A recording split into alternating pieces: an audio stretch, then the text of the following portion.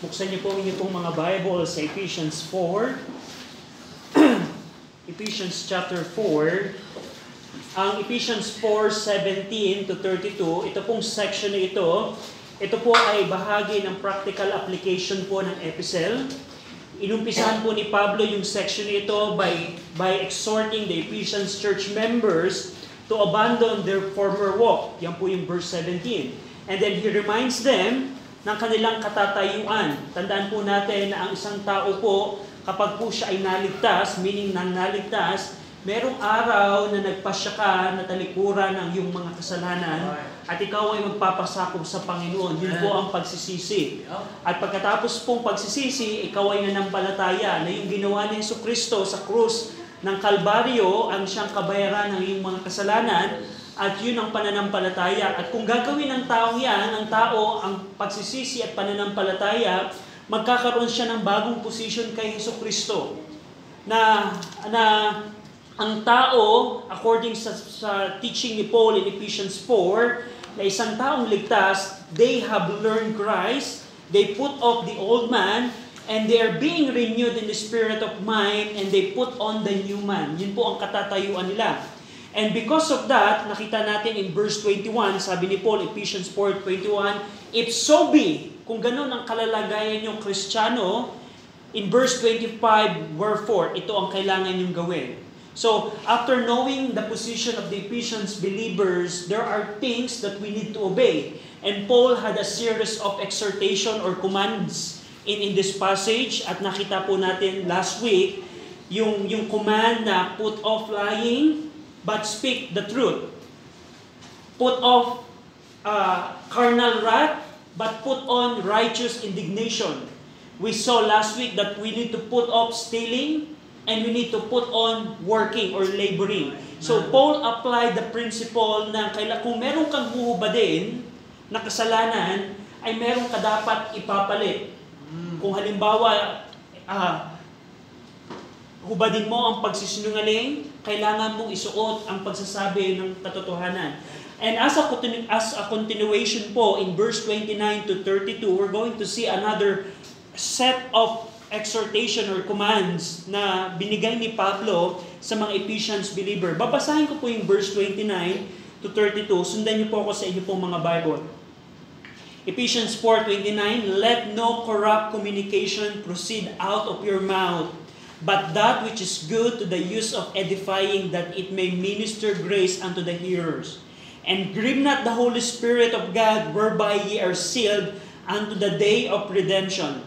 Let all bitterness, and wrath, and anger, and clamor, and evil speaking be put away from you with all malice, and be kind one to another, tender-hearted, forgiving one another, even as God for Christ's sake had forgiven you. Shall we pray?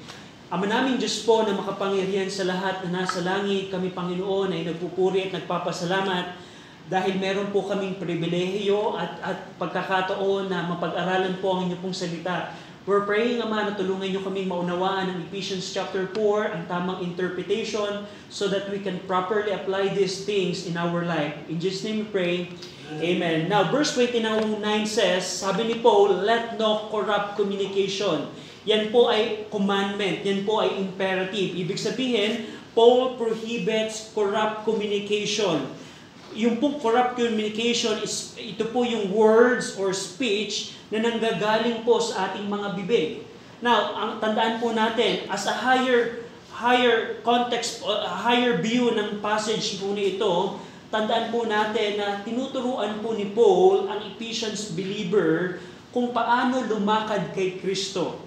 How can a believer walk with Christ? Walking with Christ is not just going to church, and that's a misconception natin. And Paul touched the matter ng pagsasalita in connection in walking with Christ. So Paul said here, let no corrupt communication. The corrupt communication refers to the words that are worthless, unfit for use, and of poor quality. Wait, Panginoon, Paul, ang paglakad kay Kristo, kailangan mabago yung mga salita, na nanggagaling sa aking bibig? Right. Hindi ba dapat kung ako'y nag-church, ako'y lumalakad na kay Kristo? No, it's not like that. Paul is talking here na Ephesians church members, you need to watch the words that are coming from your mouth. Right. And I'm commanding you, let no corrupt communication proceed out of your mouth. Yung corrupt there, the word corrupt means worthless. Is there a time that you speak and you figure it out that it's worthless? Unfit for use. Yung words na binanggit mo, it's not necessarily, dapat hindi ko binanggit yun. And poor quality, yun yung word na corrupt means. And Paul is commanding the Ephesians believer, let no corrupt communication. From this day forward, knowing that you are already saved, that you already put off the old man and you already put on the new man, and you already learned of Christ, you are a disciple of Christ, I'm commanding you, don't have a corrupt communication to proceed out of your mouth. Amen, So right. that's the imperative. And we know na Jesus Christ says in Matthew 12:31, out of the abundance of the heart, the mouth speaketh. So Right. in deeper understanding, kung ano yung na lumalabas sa aking bibig, yun pala ay reflection kung anong nasa puso ko. Right. Exactly. So you cannot deceive yourself. Kung ang nasa puso mo ay puro wordless thing, I'll tell you, it will proceed out of your mouth, according sa Matthew 12:34. So, in order to deal with this matter, not only it's a matter of the mouth, it's not only a matter of the mouth, it's the matter of your heart. Amen. Right. So if your heart is full of corrupt things, it will just proceed out of your mouth, according sa Matthew 12:31. Now, in the same context, he mentioned other exhortation about speech. Ephesians 4:31, let all clamor and evil speaking. That is about speaking. In Ephesians 5:4, let foolish talking and jesting, which are not convenient, let those things not be one's name among you. And in Ephesians 5:6, vain words. So, in the same context, God is interested on how we speak. Yeah, that's right. Amen. Walking with Christ is, wait, how do you speak? And by the way, the Bible is full of teaching about our speech. Alam niyo po ba na ang Biblia, hindi lamang ito kung paano ako pupunta sa church lagi. It's talking about how we speak. And the Bible is full of teaching about speaking. Proverbs 10:31-32, the mouth of the just bringeth forth wisdom, but the froward tongue shall be cut out. The lips of the righteous know what is acceptable, but the mouth of the wicked speaketh frowardness. Proverbs 15:2, the tongue of the wise useth knowledge aright, but the mouth of fools poureth out foolishness. Proverbs 15:23, a man had joy by the answer of his mouth, and a word spoken in due season. How good is it? Right. Just think about that. The Bible is full of exhortation how we speak. Right. And kung paano ka nagsasalita Kristiyano, it reflects how do you walk with Christ. That's right. Exactly. You cannot walk with Christ if you don't correct the manner you speak or the words coming out from your mouth. Sabi nga ng one of the verse that I learned in my early Christian life is Proverbs 13:3. He that keepeth his mouth, keepeth his life. And he that openeth wide his mouth shall have destruction. So and tayo bilang mga mananampalataya, we need to observe what we are speaking. Now, ang question probably, Brother RJ, how can I know if what I'm saying is corrupt communication? According sa context, Paul explained that. Going back in Ephesians 4:29. So put off corrupt communication, but, in verse 29, but that which is good to the use of edifying, that it may minister grace unto the hearers. And that define what is corrupt communication. So kung hindi natin tayo magsasalita ng corrupt communication, worthless, unfit to use, ano ang ipapalit natin? Paul said here, is a good communication are the words that are useful for edifying or building others up. That is a good communication. It also refers to the words that minister grace to the hearers. So ang good communication is something that when you speak it, you know that it will build up or edify the hearers. And it will also minister grace to the hearers. So kung sasabihin mo ay makaka-build up ng taong yun, that is a good communication. Pero kung ang sasabihin mo ay just worthless about other person, that's worthless. Gossiping, that is corrupt. Now, go over in Luke 4:22. And Jesus Christ is our ultimate example of speaking. In Luke 4:22, may request na basahin po natin ng sabay-sabay. All together ang Luke 4:22. Luke 4:22, ready? Read. And all bare him witness, and wondered at the gracious words which proceeded out of his mouth. And they said, Is not this Joseph's son? So pansinin niyo ang ating Panginoong Kristo po, ang ating example. Ano yung napansin po ng mga witness, ng mga tao? The gracious words which proceed out of his mouth. So bilang mga mananampalataya, walking with Christ, walking with Christ involves correcting the words that is coming out from our mouth. Paul is commanding, if you are a disciple of Christ, you better watch the words that are coming from your mouth. Kung ikaw ay disipulo ng Panginoong Kristo, kailangan mong bantayan ang mga salita na naglalabas sa iyong mga bibig. Paano natin malalaman if it is corrupt? Kung ito ay kung ang words ay makaka-build up ng buhay ng tagapakinig, that is a good words. Kung ito ay makaka-minister ng grace sa tagapakinig, that is a good communication. Other else, that is corrupt communication. Now in verse 30, so put off corrupt communication and then put on good communication. In verse 30, going back in Ephesians 4:30, and grieve not the Holy Spirit of God, whereby ye are sealed unto the day of redemption. So another imperative po ito, another utos ni Pablo.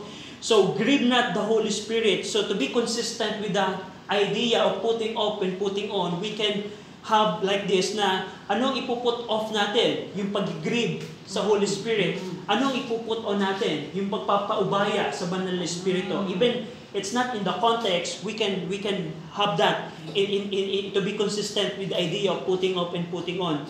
Now here in verse 30, Paul commands the Ephesians church members not to grieve the Holy Spirit of God.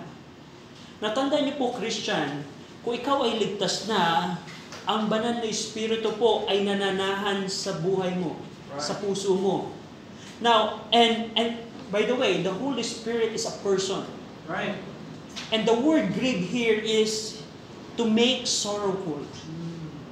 Is there a time na meron kang nagawang isang bagay and that causes that person to be sorrowful? Just for example, if you are a child and your parents is expecting you to do this and to follow this and you didn't do that, it makes your parents to be grieved, to make sorrowful. If for example, you failed someone, yung kaibigan, for example, your friend is expecting you to be in his side all the time and then you betray him, it will be a grievance or you are making that person to be sorrowful. That's grieving. And by the way, Christian, the Holy Spirit that is in you, you can grieve that. You can grieve that. Just like how you grieve your parent, just like how you grieve your friend, you can also grieve the Holy Spirit that is in you.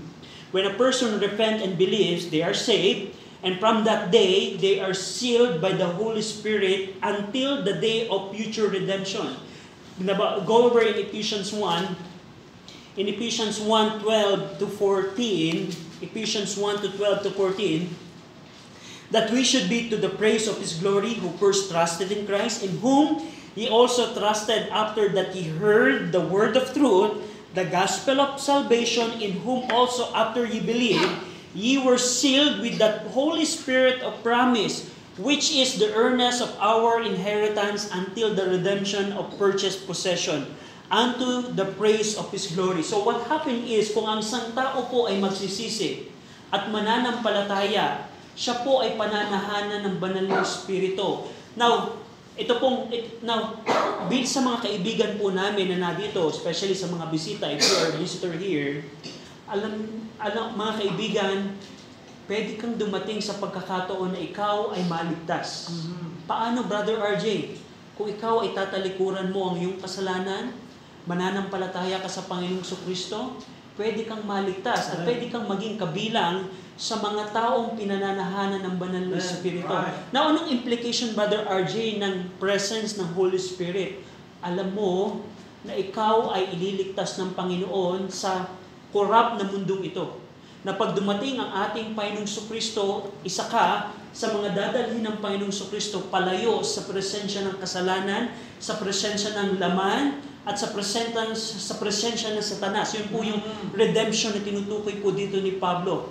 Na bilang patunay na meron tayong future redemption, nag-iwan ang Diyos ng banal na Espiritu sa bawat isa po sa atin. At kung kaibigan, kung interesado ka dyan, para nakita mo na hindi ka paligtas, you can talk to us and we can explain it further to you ano ang kailangan mong gawin according sa salita ng Panginoon. Pero sa mga mananampalataya, this is the thing. If you're already saved, church member, meron kang banal na Espiritu na nanahanin sa iyo. At yan ang patunay ng Diyos na ikaw ay ililigtas niya, or redemption, future redemption. You will be part of the future redemption. Na tatanggalin ka sa presensya ng kasalanan, ng mundo, ng laman at ng Satanas. At bilang patunay, ang Panginoon nagbigay sa iyo ng banal na Espiritu. Now, the thing here is, sabi ni Paul in Ephesians 4:30, you can grieve the Holy Spirit that is in you. Ibig sabihin, if the Lord is expecting me to be in the church and I purposely didn't go to the church and I purposely forsake assembly, you're grieving the Holy Spirit in you. If the Bible is saying don't do this sin and you purposely do that, you're grieving the Holy Spirit. That's right. If the Holy Spirit is telling you to be a witness to the friend and to that person, you're grieving the Holy Spirit. How guilty we are a lot of times.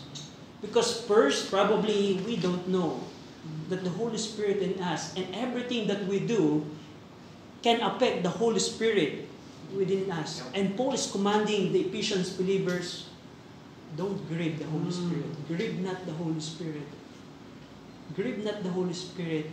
Just like how a person is grieved, na kung halimbawa, ikaw ay tulad ng example ko kanina, if you're a child and you didn't meet the expectation of your parents, you can grieve your parents. If you betray your friend, your best friend, you can grieve your friend. And it's the same thing sa mga mananampalataya. Kung tayo ay hindi sumusunod sa kalooban ng Panginoon sa bawat araw, we can grieve the Holy Spirit, making the Spirit sorrowful. Sorrowful. Now, question siguro, sa buong linggong ito, ilang beses kaya natin ginawang malungkot ang banal na Espiritu? That is the question na kailangan natin sagutin. Na every time na hindi tayo susunod sa Panginoon, the reality Christian is, every time na hindi tayo susunod sa Panginoon, sa kalooban niya, we are grieving the Holy Spirit. We are grieving the Holy Spirit. God gave us His presence, the Holy Spirit, as a proof na tayo ay magiging kabahagi ng future redemption. But the reality is, sometimes we grieve that person, the Holy Spirit which is in us. That's why Paul is commanding here, ang paglakad kay Kristo, it includes not grieving the Holy Spirit. Not grieving the Holy Spirit. And when a believer disobeyed God's commandment, the Holy Spirit is grieved. The Holy Spirit is grieved. So that's another imperative. Na ang tandaan nyo, ang bigger picture po nito, tinuturuan ni Pablo ang mga church members paano lumakad kay Kristo. Not only in the matter of speaking, it's also in the matter of our spirituality, how we are in relationship sa banal na Espiritu and how we don't grieve the Holy Spirit. And in verse 31, so that's the second for today. In verse 31, another imperative, let all bitterness and wrath and anger and clamor and evil speaking be put away from you with all malice. So dito po in Ephesians 4:31, Paul listed 6 things, 6 na bagay that should be put away from us. Naglista po dito si Pablo ng 6 na bagay na kailangan nating tanggalin sa ating buhay. The word put away is tanggalin sa ating buhay. Una, all bitterness. The phrase all bitterness refers to all kind of extreme wickedness. The Peter used the same Greek word, pikria, or bit of bitterness, to describe the extreme wickedness of Simon. Tingnan niyo po in Acts 8. Yung bitterness po dito na tinutukoy, it means extreme wickedness. Acts 8:20. Basahin po natin yung Acts 8, verse 20 to 23. Basahin po natin ang sabay-sabay. Acts chapter 8, verse 20 to 23. Ready? Read. But Peter said unto him, Thy money perish with thee, because thou hast thought that the gift of God may be purchased with money. Thou hast neither part nor lot in this matter, for thy heart is not right in the sight of God. Repent therefore of this thy wickedness, and pray God that perhaps the thought of thine heart may be forgiven thee. For I perceive that thou art in the gall of bitterness, and in the bond of iniquity. So, yung pong binasa po natin in Acts 8, nakita ni Simon, wait, nakakapagbigay sila ng by laying hands, nakakapagbigay sila ng gift sa mga tao, and Simon wants to buy that gift. And sabi ni Peter, tingnan niyo po yung verse 23, nabanggit doon yung the gall of bitterness. Yan po yung bitterness, same kind of bitterness na tinutukoy po. So bilang mga mananampalataya, we need to put away all kind of wickedness. And I tell you, in our time right now, everywhere, ay puno po ng bitterness or wickedness. I want you to highlight yung word na all. Ibig sabihin, all kinds ng wickedness ay dapat matanggal na sa atin. Amen. Right. So, ang paglakad kay Kristo, it involves putting away all wickedness. Pangalawa po, sa 6 na pinapaalis ni Pablo dito, not only all bitterness, Ephesians 4:31, the second one is wrath. Wrath. This wrath po, yung wrath na tinutukoy po dito, it refers to the fiery passion or rage that drives a person. Yung wrath po dito na tinutukoy, iba po yung wrath ng verse 31 doon sa wrath ng verse 26. Nabanggit doon sa verse 26, be angry and sin not, let not the sun go down upon your wrath. Yung wrath po doon na tinutukoy ay iba po sa wrath na tinutukoy po dito sa 31. Yung wrath na tinutukoy sa 31, ito yung fiery passion. Nakakita ka na ba minsan sa kalsada na galit na tao, na sumisigaw, na nagwawala? That is the wrath na in Greek is timos na tinutukoy. In last week, if I remember, we see yung Luke 4:28 to 29 na nagalit yung mga tao kay Jesus Christ sa Nazareth. Sa Nazareth, and then in Acts 19:28, yung mga tao ng mga Ephesus ay nagalit at sumigaw sila, great is Diana of Ephesians, kung paano yung nagwawala sila. That is wrath. So bilang mga mananampalataya, ang paglakad pala kay Kristo is not only how we handle wrath, Ephesians 4:26, but also putting away that kind of wrath.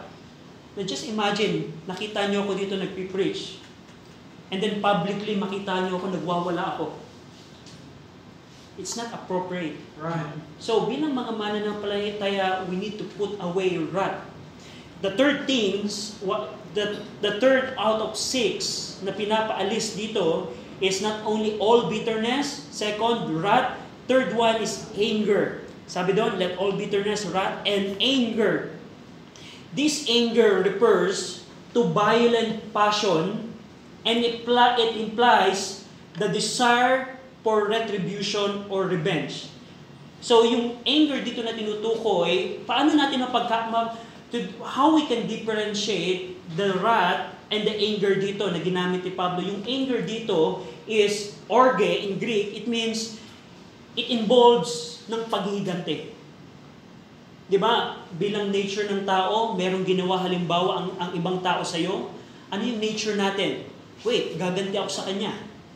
And that is anger. That's orge na tinutukoy dito ni Paul na kailangan nating tanggalin. Not only yung fiery passion, yung wrath, but also anger. Na kung halimbawa, sinaktan ka ng kapitbahay mo. Halimbawa, tinapunan ka ng basura ng kapitbahay mo sa iyong backyard. Hindi pwede yun. Tatapon din ako sa kanya. That's anger. It involves retribution or revenge. Kung halimbawa, merong ginawa sa iyong masama ang ibang tao, gusto mo din siyang gawa ng masama, that is anger. Na kailangan natin i-put away. So, dito, makita natin na go over in Romans 12:9, how to properly address anger or yung orge, yung the third out of 6 na pinapaalis dito ni Paul. In Romans 12:19, sabi dito ni Paul, Romans 12:19, dearly beloved, avenge not yourself, but rather give place unto orge or wrath. Yan po yung wrath and orge na tinutukoy ni Paul. For it is written, vengeance is mine, I will repay, saith the Lord. So ang proper way pala, pag may gumawa sa atin ng masama, hindi dapat tayo maghihiganti. Kasi that's the exhortation of Paul to put away anger. Yung paghihiganti. Pero Paul, paano naman ang justice kung ako'y ginawa ng masama? And Paul said here in Romans 12, na ang paghihiganti pala ay sa Panginoon. Right. Ang Panginoon ang maghihiganti. Verse 20 says, therefore, if thine enemy hunger, feed him. If he thirst, give him drink. For in so doing, thou shalt heap coals of fire on his head. Be not overcome of evil, but overcome evil with good. So put away anger. So paano naman yung justice? Paul, ang Panginoon pala ang maghihiganti. Right. So yung anger na kailangan na nature natin, na pag may gumawa sa atin ng masama, nagalit tayo at gusto natin maghiganti, that kind of behavior should be put away from us, Christian. And pang-apat po, in Ephesians 4:31, let all bitterness, first, and wrath, timos, second, and anger, orge, and clamor. And clamor, ano yung clamor, Brother RJ? Yung clamor, the word clamor means a cry, shout, or loud outcry. Sino sa inyo nakakita ng sa may ipis at daga biglang yung ipis, kapag naglalakad pa siya, okay lang yan. Pero once yung ipis ay lumipad, at napasigaw ka, Yes. that is clamor. That is clamor. And Paul said here, that behavior should be put away. Should be put away. A cry or shout, or it generally refers to a loud or intense vocal expression often associated with strong emotion like fear, pag halimbawa natakot ka, or excitement or distress. That's clamor. And Paul was saying here na those behaviors should be put away. Now, the fifth out of 6 is not only all bitterness, wrath, anger, clamor. Panglima is evil speaking.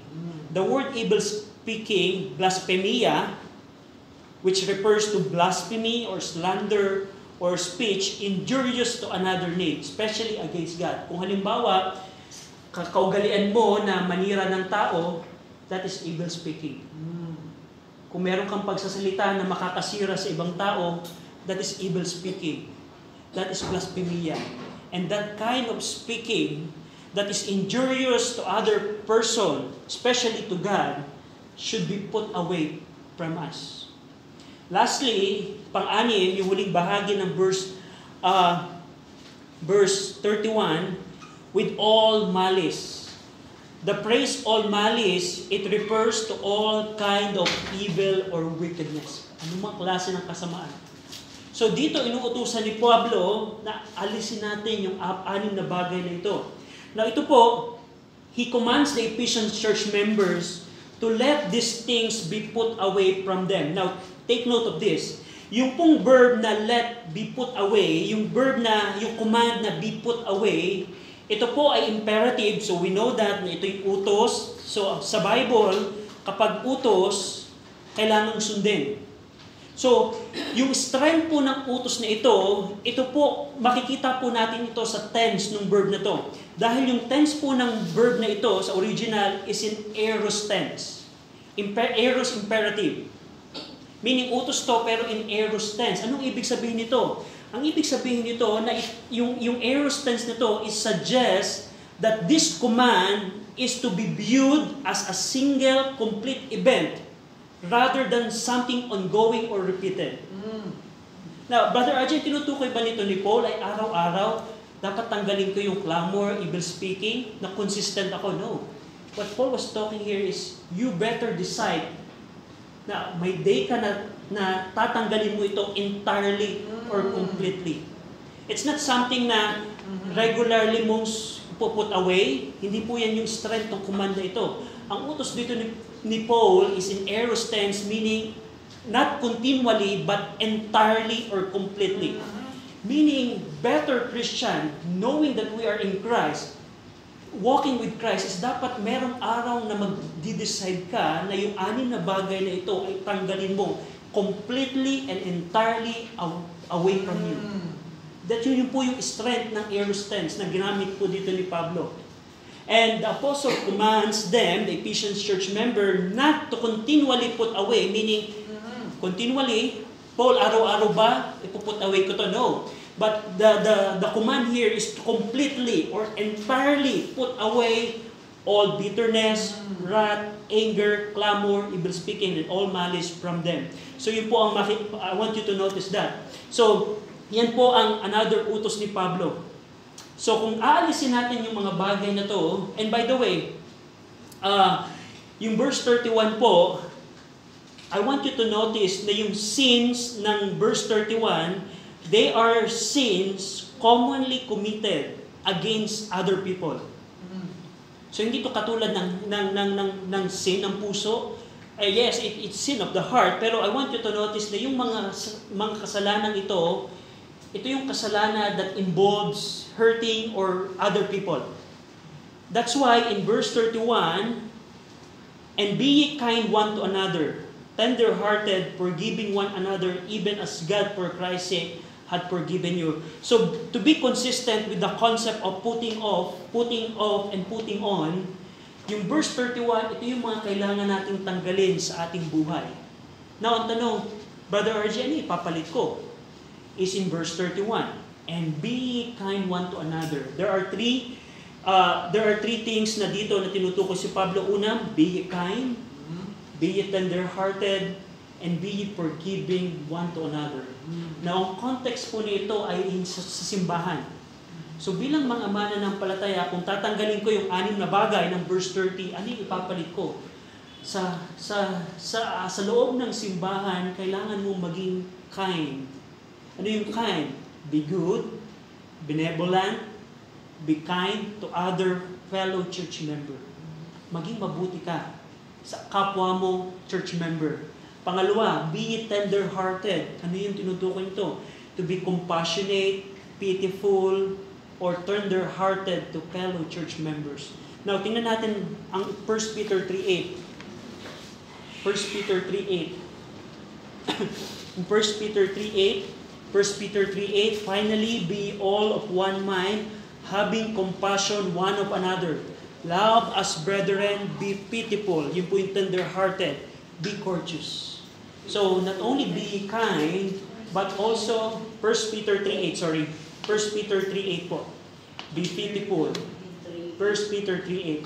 So, nakita natin in verse 31, and be kind one to another, tender-hearted, and lastly, forgiving. Na bilang church member, hindi lamang dapat maging mabuti tayo sa other church member, but also to be compassionate or tender-hearted. And lastly, be forgiving one to another. Na yung pagpapatawad, inutusan po dito ni Pablo ang mga Ephesians church member to be forgiving to fellow church members. So ang tanong, ano yung basis natin? Ano yung standard ng ating pagpapatawad? Ibig ba sabihin, Brother RJ, si Sister ganito, papatawarin ko siya, pero pang-5 lang. Pero pag-6 na, hindi ko na siya mapapatawad. Meron bang limit? Probably the question is, ano yung standard of forgiving na dapat natin sundin? Paul said here, even as God for Christ's sake had forgiven you. So this is the standard of forgiving. Habang pinapatawad ka ng Diyos dahil sa ginawa ng Panginoong Kristo, ganung klaseng pagpapatawad ang dapat mong gawin sa other church members. So ang question, meron bang limit ang pagpapatawad ng Diyos sa atin? So ganun din ang limit natin sa ating church member. Meron bang kasalanan na pag ito ang kasalanan, pwede ko itong patawarin. Pero if the sin against me is worse, hindi ko papatawarin. Meron bang ganun ang Diyos sa atin? So that's the standard. Be ye kind toward another. Be ye tender-hearted, compassionate, pitiful, and be ye forgiving. And that's the command. Ang paglakad kay Kristo is not just going to church. Yeah. Brother Archie, nagsisimba ko every Sunday. Pero yung pagsasalita ko naman, is ganito. Yung evil speaking, ginagawa ko pa din. Tapos wala akong awa sa ibang church member. You're not walking with Christ. That's right. As the standard of Ephesians 4, if you don't do these things, you are not walking with Christ. You cannot argue with the Bible. So, paano ako lalakad kasama si Kristo? Natandaan niyo po, ang bigger picture ng Ephesians, the book of Ephesians, meron tayong mga blessing. Ephesians 1, 2, 3, nakita natin yung mga blessing kay Kristo. Kaya pala, kung meron tayong blessing and position in Christ, kailangan nating lumakad dito sa mundong ito kasama si Kristo. Now, ang tanong, Brother RJ, paano ang paglakad kay Kristo? Put away lying, speaking the truth. Control your wrath, be angry and sin not. Huwag ka na magnakaw, but instead, you labor. Let no corrupt communication, worthless, unfit communication proceed out of your mouth, but the words that could minister to the hearers, that could edify the hearers. Grieve not the Holy Spirit. Put away, let all bitterness, wrath, anger, clamor, evil speaking, and malice be put away. Meaning, put away, merong araw na tatanggalin mo yung mga bagay na ito. Right. It's not just habit, it's not continual, pero dapat merong araw na magdesisyon ka, I will not speak like this anymore. I will not do these things anymore. And lastly, be kind. Be tender-hearted. Be forgiving to other church members. Shall we pray? Ama namin Diyos po na makapangyarihan sa lahat. Salamat Panginoon dahil binigyan niyo kami ng paraan, ng katuruan, paano kami lalakad kasama si Kristo. Salamat Panginoon dahil alam namin na meron kaming katatayuan at pagpapala dahil kay Kristo. But we pray, Ama, na tulungan niyo kami in every day of our life to walk with Christ in these things. Pinupuri namin kayo. In Jesus' name we pray. Amen.